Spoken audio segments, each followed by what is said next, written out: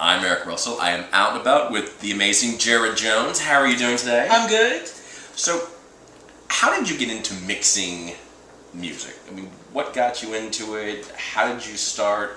And what are the differences in house edit, dub edit, radio edit? How does this all happen? How did it start? Okay, so, well, first how I started, ever since I've always been into music, listening to music. I mean, growing up, I remember my mom playing, lots of like Motown and stuff like that. So music has always been a part. But then when I started in probably I'd say like middle to high school, I was in band, and so that gave me kind of a inner working of like, so how is all this stuff made and done and everything. And so I would always hear something like, oh, no, I want to change this, or this should sound like this. That's not done how, it should be. And that kind of sparked my interest in, it wasn't until really probably about 2000, 2001 when computer technology started to come around where people didn't need to go into a big studio and to be able to do this kind of stuff. And it was still kind of rough. And so I started playing around with things then, and, one thing led to another, and here we are today, Yeah, because you mixed for some amazing people. RuPaul, Ari Gold, Manila Luzon, and Linda Carter. I saw Linda Carter going, oh my God. It's like, yes, you've mixed for Wonder Woman? Tell me about this. Linda Carter. Well, actually, it was a recommendation from Ru. Okay. They're actually friends, which is funny to think about RuPaul and Wonder Woman. They go together. They go together. Why has she not been a judge? I'm throwing it out there right now. I'm just saying. Looking out for Linda. Hello. Okay.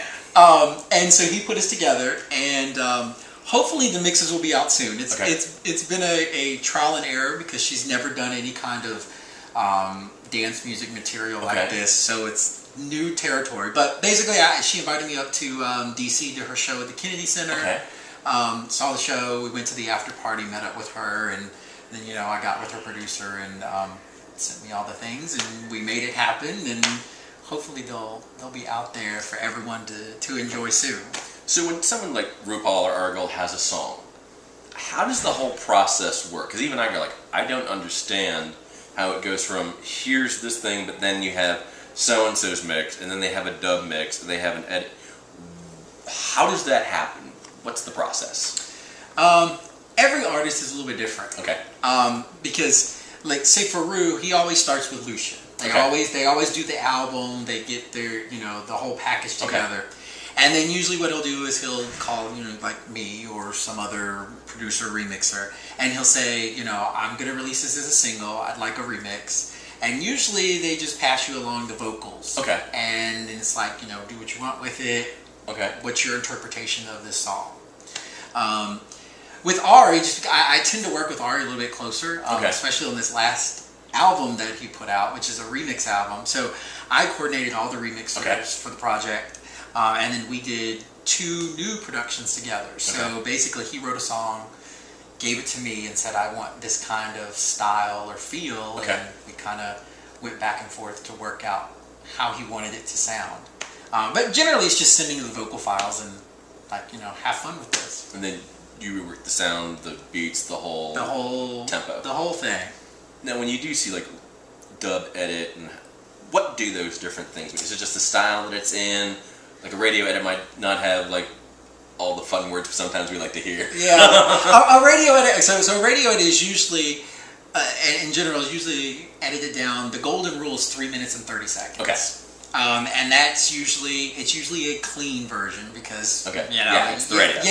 You can't say explicit words on the radio. And then usually the club mix or house mix or whatever they want to call it is usually the club version that DJs would use to mix out in a nightclub. And a dub is usually when you strip the vocals, or either you sample just a word or a line or something else. So it's basically instrumental with like little hints of the vocalist. Now I have learned something. No clue, because I like that one. What's it called? Is it on the iTunes? Yay! You have your own. You've done this for a while. You start off as. I made my notes because I got ready and going. I've highlighted, but it was you go by J Red for your album stuff. Well, that's the record label. That's a record label. Yeah, that's a record label. begin with a V, and I'm just gonna go like, oh, not video. Oh, Vibalicious. thank you. Going, hang on, I know here in some color I've highlighted it. Going Vibalicious. What made you change from Vibalicious? Because I looked and sampled some of the stuff, getting ready, going, these are really great, to just being Jared Jones and then J-Red Music and all that. What made the change from Vibalicious to? Starting out with Vibalicious, it was it was kind of a collaborative effort with different people. Okay. It was about 4 different ones, and it was always me and someone else. Okay. And at that point, it was because these people had either better equipment, better software, better music knowledge, whatever it may be, to kind of advance us forward. So instead of it being like the Jared Jones and John Doe mix, we came up with a name, to encompass all of it. And then kind of it just became me eventually because I started learning new things and being better at what I was doing. Okay. And so that's when I decided just to go by my name for remixes. And then J-Red it was a nickname when I was a kid. And I was trying to think of when I wanted to start my own record label, which I just launched basically like a month ago. Okay, there we go. That I was like, what can I name this? And I was sitting there, and I was like, well, you know what? Basically, what it made me decide is I was in Photoshop, and the logo looked really good, and I said, there you go, that's what it is. That's how that works. No, that's really awesome. Who are some people you would like to work with that you haven't had a chance to, or you really want to work with them in upcoming projects? Because you've got some amazing people here. You did Taylor Dane, again, Manila Luzon, RuPaul. Auntie Ru. Auntie Ru. That's what I call her. And you were crowned unofficially, the remixer of Drag Race. Yes, because I've worked with not every single, but most of the girls on Drag Race have been pushed my way in some form, whether it be featuring, or it's a remix or a production, or Do you send you a tiara, a sash? Or just like it's like are you just been dumped? No, it's just a been title. done. Okay. Yeah. But so what? I don't. We got so far off the question. Sorry, we're sorry about Shiny Sparks tiara. No. But just who would you like to work with? Who would I like to? Okay. Yes. I love Crystal Waters. Yeah, okay. I love Crystal Waters. I remember I was 100% pure love. Yeah, well, even Gypsy Woman. I was little. I made my mom go buy me the cassette tape, because I watched MTV, and I was like, who is this lady? And I liked it, and so then I followed her ever since then, and I've always loved her. So I love to work with Crystal Waters. A lot of the '90s, divas like Cece Peniston, Robin S. I've done Taylor Dane, so that was my first actually commercially released remix. So that was was how many? Yeah. Okay. And so that was a good kind of first out the gate kind of thing. But I think people like that. They're just people that I've followed for so long, and they're still around doing their music and putting it out there. And there's a couple other people that I like to work with, but my T-shirt is Michael Jackson, but of course Michael Jackson's no longer with us. And I would love to work with Janet, but I do have Lynn Jackson in my fold. I worked with LaToya. So we have a Jackson. You have a Jackson. Collect them like trading cards. Which one do you have? That's really cool though. Do you ever just decide I like this song, I'm just going to go ahead and do a remix and send it to them to see if they like it, or do you wait till they send you something? There are tracks that I like. The thing is, and this probably makes me sound a little bit like snobbish of a remixer, but unless I can get the vocal tracks, I usually don't do something. There are a lot of people who would do bootlegs and they'll just use the album version. And to me, you want the original source to start with and work. I want the source to work from, because if you do something from the album version, you really can't mold it to what you want, because you're kind of stuck in what somebody else's done. Yeah, okay. Yeah. What are some things you've learned along the way about remixing music and working in the industry and with different people's art and stuff? Do you get notes back going, I really didn't like that, or you get the note and you're going, maybe they didn't, I'm not sure, I liked it, but I get anything and everything, and I get that all the time. And there are times where I'm like, what are they trying to say to me? Especially because a lot of singers, they're not they're not well versed in the language of producing, Okay. or so it's kind of a communication barrier sometimes of what they want.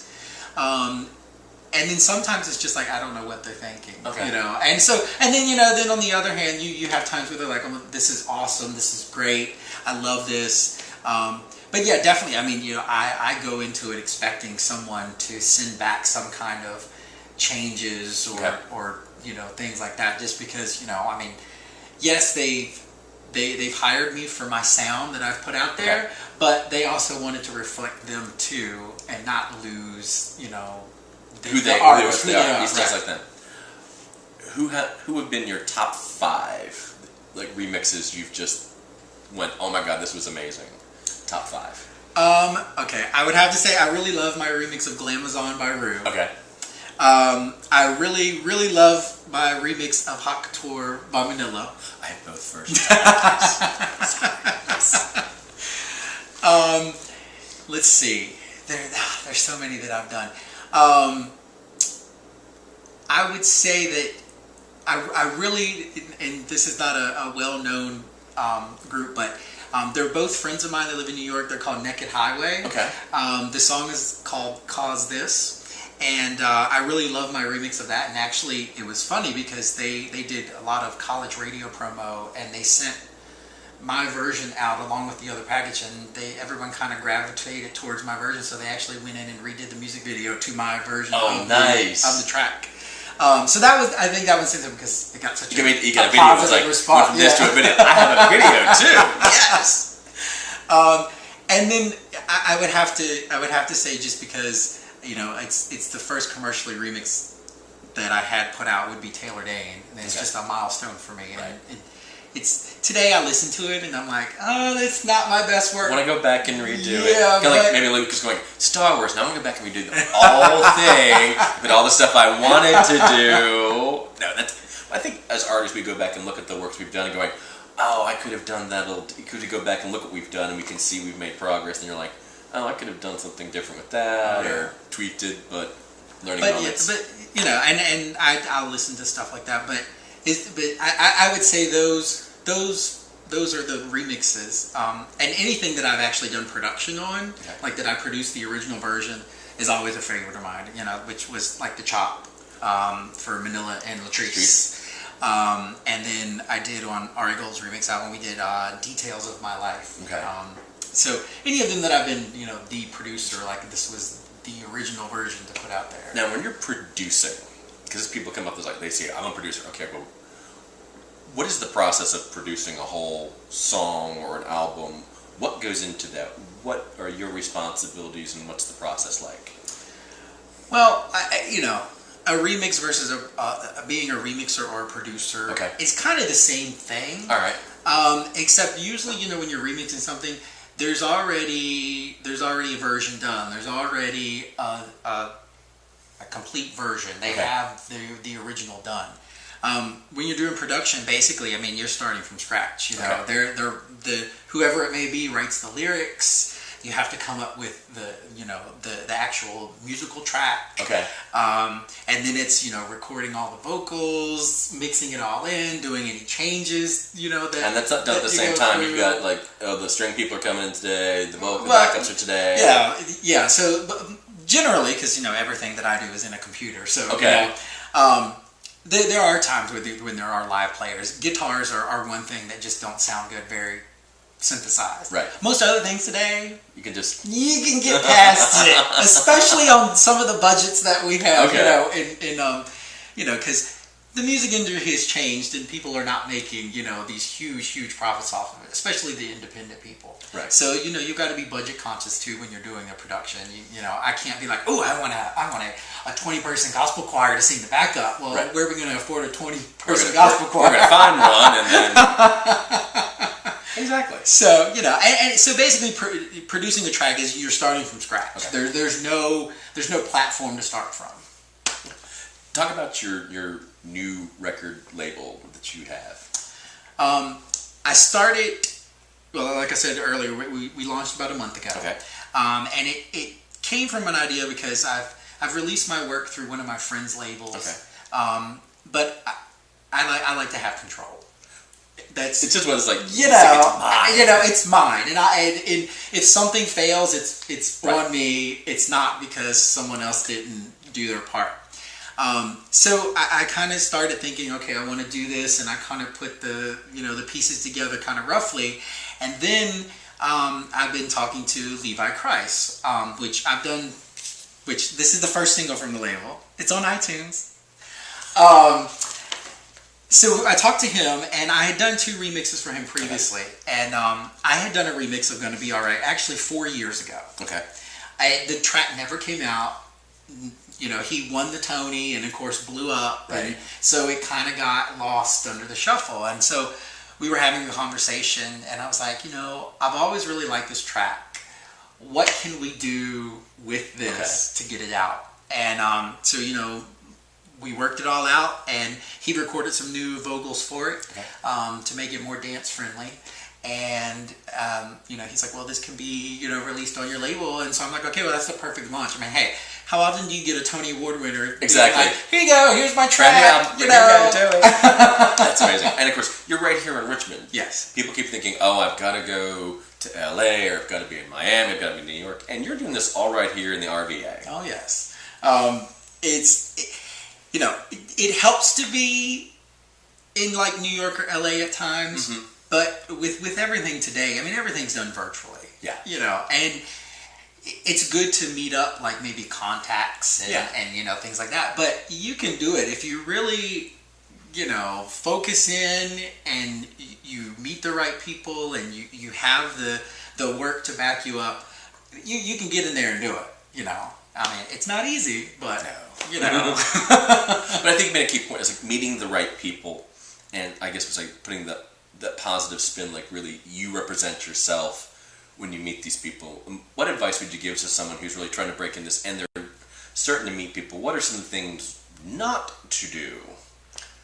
Well, one, don't expect to make lots of money. Do it for fun, or because you love it. Right. That's the main thing, because I've been at this for 13 years now, and it took a good 10 years before I ever saw any kind of money coming in that I was like, okay, now this is kind of becoming more than just a hobby. It's becoming an income. Right. A lot of people go into meeting someone, and they think that they have to be, I guess they have to act like a star. They have to have this attitude about them, and it really turns people off. And I've seen that a lot with newer artists that I've met. They'll we'll have discussions, and they'll say, or they'll want this or want that, or different requests that they've made. And it's like, you have to realize where you're at in your career, and you have to be realistic about it. Right. You can't release a song on iTunes and say, well, I'm on iTunes now, so now I'm a star. Right. But no, I mean, always. But the song is still 99 cents. Right, the song is still 99 cents, and you might sell 20 of the first one, But I would say, to just don't be rude.